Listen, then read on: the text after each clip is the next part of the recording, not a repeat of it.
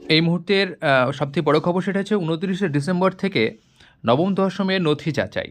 তাহলে অন্তত ডেট পাওয়া গেল। ২৬ তারিখে আমরা জানতাম যে ২৬ তারিখ থেকে কাজ শুরু হবে, কিন্তু সেটা হয়নি।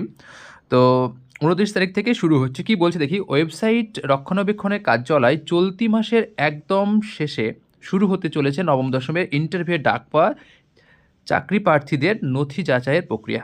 তাহলে মোটামুটি একটা ধারণা হলো যে ২৯ তারিখ থেকেই শুরু হচ্ছে চাকরি প্রার্থীদের নথি যাচাইয়ের শুরু, এবং সুপ্রিম কোর্টে দেওয়া হলফনামায় এই নথি যাচাইয়ের কাজ ২৬শে ডিসেম্বর থেকে শুরু হওয়ার কথা হয়েছিল, কিন্তু শেষ পর্যন্ত তা সম্ভব হচ্ছে না বলে জানা গেছে।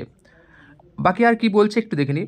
স্কুল সার্ভিস সূত্রে ওয়েবসাইট রক্ষণাবেক্ষণের কাজ চলছে, তাই ২৬শে ডিসেম্বর থেকে এই প্রক্রিয়া শুরু করা যাবে না।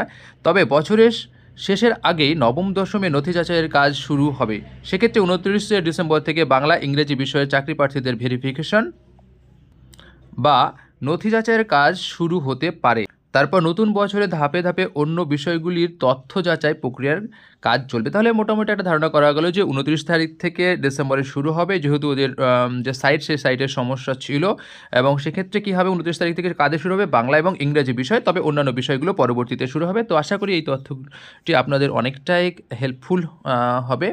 তো এই ধরনের আরও সংবাদ বা খবর যাই বলুন না কেন, এবং তার সঙ্গে সঙ্গে ইন্টারভিউ রিলেটেড যত কিছু জানার জন্য অবশ্যই এই চ্যানেলটি সাবস্ক্রাইব করে পাশে থাকুন। ধন্যবাদ।